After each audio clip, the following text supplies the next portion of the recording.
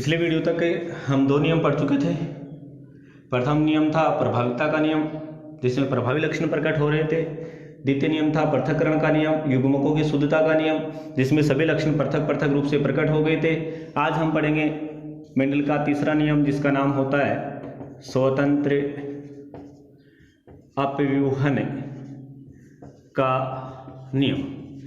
इस नियम को स्वतंत्र अपव्यूहन का नियम इसलिए कहा जाता है कि इस लक्षण में या इस नियम में एक लक्षण दूसरे लक्षण की वंशागति पर कोई प्रभाव नहीं डालता।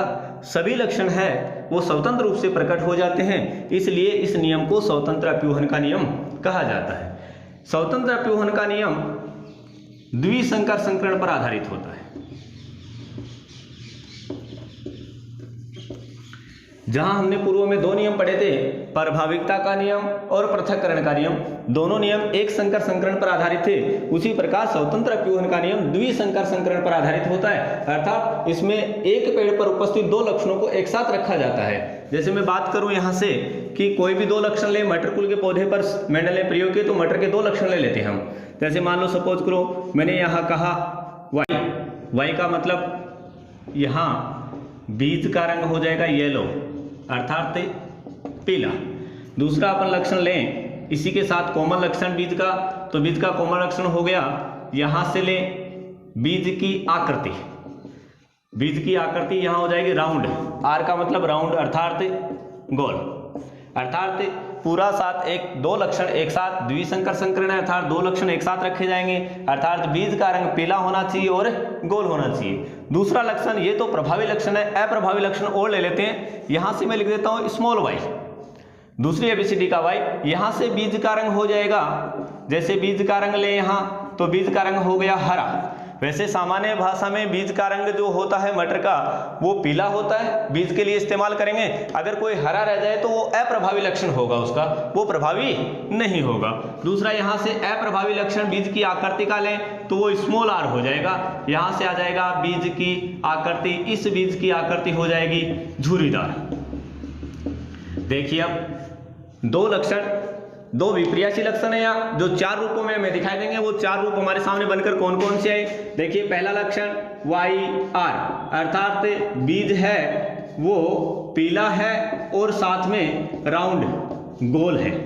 दूसरा लक्षण है पीला और साथ में है झुर्रीदार, ये भी हो सकता है, एक प्रभावी के साथ दूसरा अप्रभावी हो जाएगा। दूसरा यहां से मैं ले लेता हूं हरा लेकिन राउंड गोल।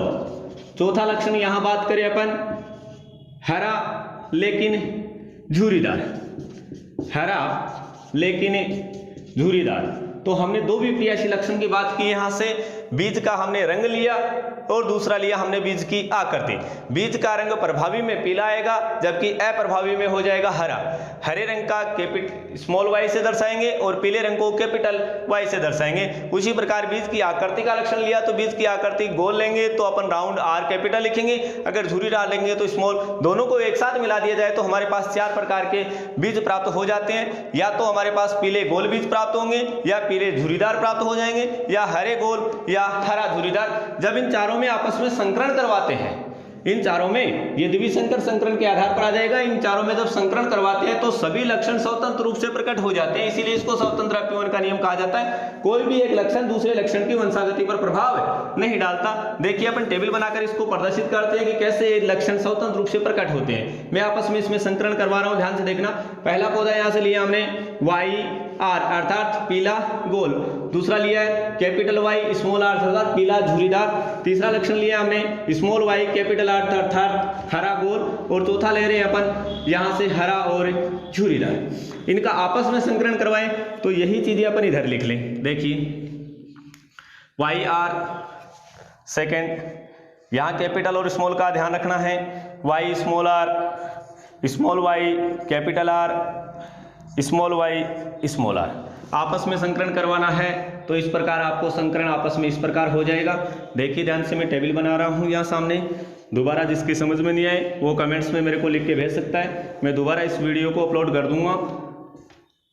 देखना ध्यान से कैसे इसको अपन बनाएंगे टेबल को। पहले इसका संकरण इन चारों से करवाते हैं। ध्यान से देखना इस बोर्ड पे, इसका संकरण इन चारों से करवाते हैं। देखा, इसका संकरण हमेशा पहले कैपिटल लिखा जाएगा, स्मॉल बाद में लिखा जाएगा।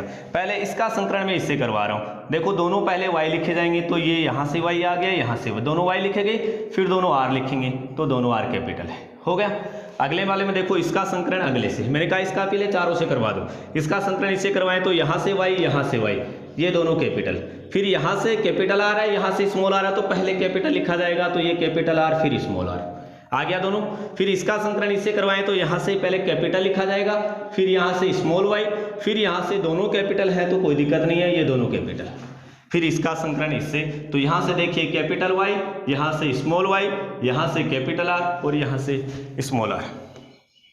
अगले का संकरण, इसका संकरण चारों से हो गया। फिर इसका संकरण इसी प्रकार चारों से, पहले कैपिटल फिर स्मॉल, क्रॉस में करते जाओ, लिखते जाओ। यहाँ से देखिए इसका संकरण ऐसे हो जाएगा यहाँ, तो देखिए यहाँ से ये दोनों कैपिटल Y, ये कैपिटल R और ये फिर स्मॉल r। फिर इसका संकरण देखो यहाँ से इस डब्बे में कौन सा है, इधर का ये आ जाएगा और इधर का ये आ जाएगा। यहाँ से देखने पर पता लग रहा है आपने को, इस डब्बे में ये लिखा जाएगा कि इधर से ऊपर से ये आ गया और इधर से ये आ गया, कोई भी लिख सकते हो। दोनों पहले कैपिटल है तो दोनों कैपिटल ही लिख दिए हमने, फिर दोनों स्मॉल है तो दोनों स्मॉल। फिर यहाँ बात करूँ मैं अगले की, यहाँ से, तो यहाँ से देखिए इस डब्बे में यहाँ से आएगा और यहाँ से आएगा, तो यहाँ से आया तो यहाँ से पहले कैपिटल लिखा जाएगा, फिर यहाँ से स्मॉल आ जाएगा, फिर यहाँ से कैपिटल आ जाएगा और यहाँ से देखो इस डब्बे में स्मॉल। इस डब्बे की बात करें तो इस डब्बे में देखो यहाँ से इसका संकरण इससे होगा, इसका संकरण इससे करवाएं तो यहाँ से कैपिटल आ गया, यहाँ से स्मॉल आ गया, फिर दोनों ही स्मॉल है तो दोनों स्मॉल आ गए। उसी प्रकार इन दोनों का अपन पूरा टेबल बना सकते हैं। जो आपको खाना लेना है उसी का संपर्क होगा। जैसे मैंने यहाँ लिखना शुरू करूँ, मैं सपोज करो मैंने छोड़ दिया, यहाँ लिखना शुरू करूँ तो यहाँ से देखो सामने ऊपर की तरफ चले, ये इधर की तरफ चले, ये इन दोनों का संकरण अपन यहाँ लिख सकते हैं। तो यहाँ से देखो कि दोनों, यहाँ से कैपिटल Y आ गया, फिर स्मॉल y, फिर यहाँ से दोनों स्मॉल है तो ये दोनों स्मॉल।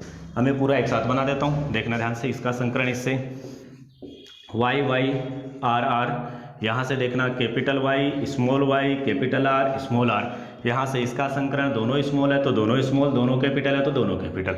यहाँ से देखिए दोनों स्मॉल हैं, दोनों स्मॉल आ गए, फिर यहाँ से कैपिटल R आ जाएगा और यहाँ से स्मॉल R आ जाएगा।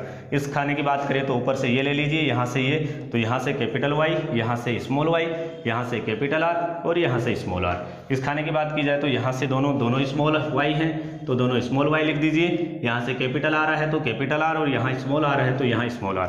फिर यहाँ से देखिए यहाँ दोनों कैपिटल स्मॉल हैं तो दोनों स्मॉल y आ गए, फिर दोनों कैपिटल स्मॉल r हैं तो दोनों स्मॉल r।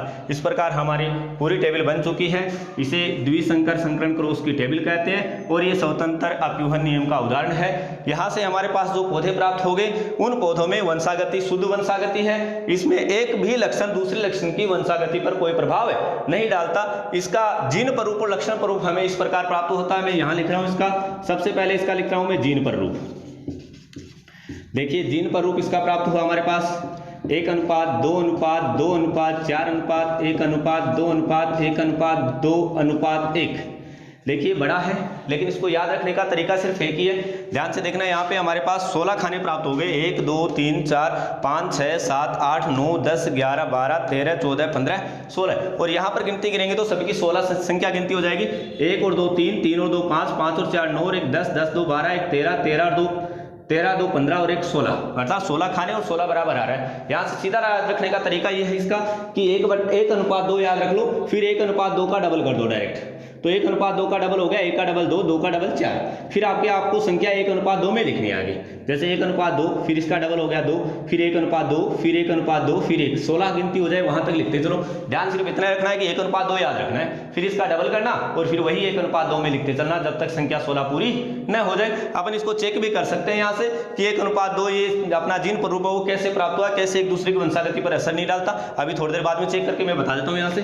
फिर जीन प्ररूप के बाद में इसका लक्षण प्ररूप लिखते हैं। तो हमारे पास लक्षण प्ररूप में देखिए इसका लक्षण प्ररूप प्राप्त होता है 9:3:3:1, अर्थात हमारे पास ऐसे पौधे प्राप्त हो जाते हैं जैसे 4 हमने इस प्रकार के पौधे लिए थे, पीला और गोल, पीला धुरीदार, हरा गोल, हरा धुरीदार। मतलब हमारे पास चारों लक्षण के पौधे प्राप्त होने चाहिए, एक दूसरे पर कोई प्रभाव नहीं डालना चाहिए, तभी अपन इसको स्वतंत्र अपव्यूहन का नियम कह सकते हैं। अर्थात हमारे पास इस टेबल में 9 पौधे हमारे पास प्रथम वाले प्राप्त होने चाहिए।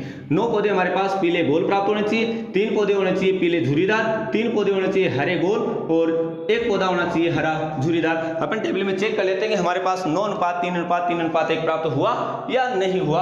प्रभावी लक्षण हमेशा प्रभावी रहेगा, अप्रभावी प्रभावी लक्षण की वंशागति पर कोई प्रभाव नहीं डालता है, जो प्रभाविता के नियम के अंतर्गत हमने पढ़ा है। ध्यान से देखना यहाँ से सबसे पहले मैं पीले गोल की तरफ चलता हूँ, कैपिटल और कैपिटल वाई और कैपिटल आर, जो हमारे पास इस प्रकार के 9 पौधे प्राप्त होने चाहिए। देखिए यहाँ से वंशागति में चलते हैं, कैपिटल आर है, कैपिटल वाई है और कैपिटल आर है। यहाँ से capital Y capital R, small R अप्रभावी है इसलिए प्रभावी पर लक्षण नहीं डालेगा। इसका मतलब पौधा हमारे पास जो कैपिटल होगा वैसा ही प्राप्त होना चाहिए। ये देख लो, ये कैपिटल और ये कैपिटल, ये कैपिटल ये कैपिटल। यहाँ से बात की जाए वाई भी कैपिटल आर भी कैपिटल। यहाँ देखो वाई कैपिटल लेकिन आर कैपिटल नहीं है, वाई कैपिटल है लेकिन आर कैपिटल नहीं है, दोनों आर। इसका मतलब क्या हुआ, झुर्रीदार पौधा है। कौन सा पौधा है, झुर्रीदार, क्योंकि स्मॉल आर लेंगे ओनली किसके लिए, झुर्रीदार के लिए। यहाँ झुर्रीदार नहीं है, हमें चाहिए सिर्फ ओनली पीले लेकिन गोल चाहिए, इसका मतलब ये पौधा नहीं आएगा। अगला चले यहाँ से Y capital R capital Y capital R. यहाँ से देखो कैपिटल तो है लेकिन कैपिटल आर नहीं है। यहाँ से देखिए capital Y capital R capital Y capital R, इसमें भी नहीं है, इसमें भी नहीं है। इसमें देखिए कैपिटल वाई कैपिटल आर, इसमें नहीं है, इसमें नहीं है, इसमें नहीं है। हो गया हमारे पास। अब अपन गिनती गिन लेते हैं। मैंने निशान लगाया नीचे की तरफ इस प्रकार का निशान लगाया। पौधे की नहीं, अपने पास 9 पौधे होने चाहिए ऐसे जो हमारे पास पीले और गोल प्राप्त हो। तो ध्यान से देखिए 1 2 3 4 निशान लगे हुए, 5 6 7 8 9। टेबल आपके सामने है। 9 पौधे हमारे पास इस प्रकार के प्राप्त हो चुके हैं, जिसको पीले और गोल कह सकते हैं अपन। फिर 3 पौधे हमारे पास ऐसे प्राप्त होने चाहिए पीले और झुर्रीदार हो।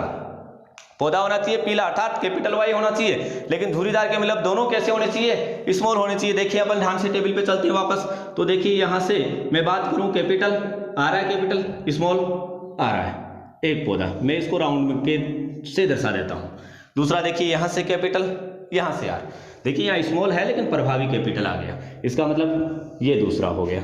तीसरे की बात करें तो देखो यहाँ से कैपिटल और यहाँ से स्मॉल आर, अर्थात ये तीसरा पौधा हो गया। हमारे पास 3 ही पौधे ऐसे हैं जो हमारे पास होने चाहिए पीले और झुर्रीदार। पीले का मतलब कैपिटल वाई और स्मॉल का आर का मतलब झुर्रीदार। तो देखिए ये पीला और झुर्रीदार 1 2 और ये 3। फिर 3 पौधे हमारे पास इस प्रकार के प्राप्त होने चाहिए, हरा और गोल। हरे का मतलब स्मॉल वाई और गोल का मतलब कैपिटल आर। तो देखिए यहाँ से अपन बात करें, देखिए ध्यान से, दोनों स्मॉल आ रहा है इसका मतलब हरा, राउंड कैपिटल आर आ रहा है इसका मतलब हरा गोल। क्रॉस का निशान लिखा देता हूँ अलग से।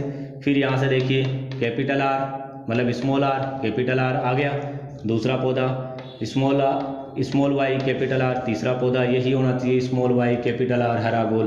तो हरे गोल का देखिए क्रॉस निशान 1 2 और 3, ये 3 पौधे हमारे पास गोल हरे गोल हो गए। एक पौधा ऐसा होना चाहिए जिसमें कि स्मॉल वाई हो और स्मॉल ई आर हो। तो देखो स्मॉल वाई और स्मॉल ई आर अर्थात हरा और झुर्रीदार। इस प्रकार हमें टेबल से पता लग रहा है। देखो 9:3:3:1 प्राप्त हो रहा है लक्षण पर रूप में, क्योंकि एक लक्षण दूसरे लक्षण के वंशागति पर असर नहीं कर रहा है, इसलिए इसको स्वतंत्र अपव्यवन का नियम कहते हैं। दोबारा देख लीजिए 1 2 3 4 5 6 7 8 9 पौधे तो आपके पास हो गए पीले गोल। फिर उसके बाद में 3 पौधे हो गए, 1 2 3 पौधे हो गए आपके पास पीले झुर्रीदार, ये 3 रहे। फिर 3 होना चाहिए, ये 3 देखो 1 2 3, ये हो गया आपके हरे गोल और एक पौधा हो गया आपका हरा झुर्रीदार। ये हो गया आपका 9:3:3:1 जो लक्षण पर रूप होता है। जिन पर रूप की बात कीजिए तो इसी टेबल में जिन पर रूप बता देता हूँ। यहाँ से ध्यान से देखना, देखो सबसे पहले अपन 1:2, ये पहला पौधा हो गया, ये 1, यहाँ से मैं लेता हूँ 1 अनुपात, ये बाहर का देखिए बराबर है क्या, दोनों कैपिटल, एक कैपिटल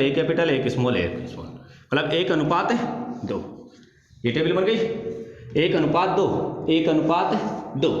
फिर हमारे पास आ रहा है अगला 2:4। ध्यान से देखना, यहाँ से बीच वाला एक बार छोड़ दो इस गोले वाले को। फिर ये बाहर वाला देखिए, ये देखिए दोनों बराबर हैं क्या, कैपिटल वाई दोनों स्मॉल वाई, दोनों कैपिटल आर दोनों कैपिटल आर बराबर आने, इसका मतलब 2। ये रहा, यहाँ से मैं लाइन खींच देता हूँ। एक बार ये बीच में छूट गया हमारे पास, इसका टिक लगा देते हैं अपन। ये लो 2:4, ये लाइन देखो इसके नीचे वाली लाइन में सीधा ऐसे ही चलना है अपने को, जैसे अपन बात कर रहे हैं 1:2, फिर 2:4।